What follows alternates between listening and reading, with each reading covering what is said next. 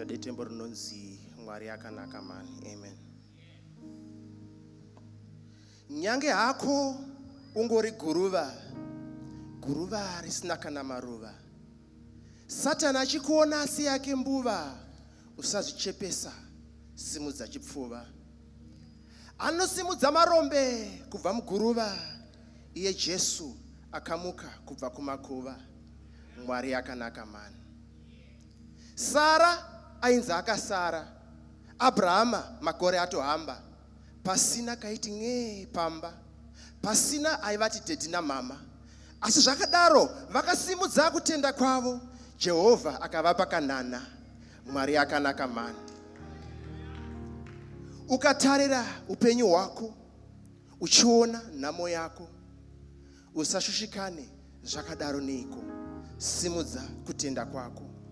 Yeuka Rakabhi chifeve paJeriko, akaponeswa pahondo yeJeriko. Mwari akanaka mani. Naomi, Rute naOpa vakasimuka kuenda Jerusarema. Rute achirevesa, Opa achikopa. Wekukopa akafoira, Rute akapasa, akatozochata sekutamba.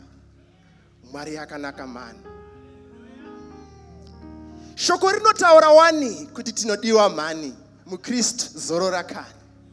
Hamani wekuzviti tisu kani, achizviona seari nani, akarumwa nechekuchera sefani.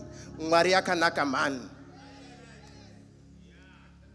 Mwana waMwari, zvako zvakarongeka, ukavimba naShe zvose zvinogoneka. Upenyu uchinyatsoendeka, nzira yako Ishe achivheneka. Pamberi pako Satani achinyongodeka, dzamara zvinetso zvatsakatika.